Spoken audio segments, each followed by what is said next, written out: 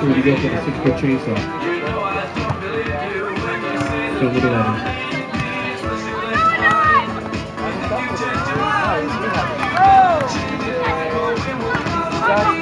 Llámalo pues.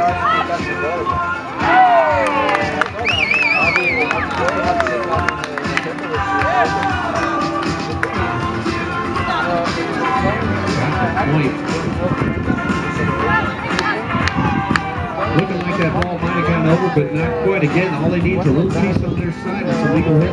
Got a timeout in the action. 9 looking at 4. Corona Light wide open.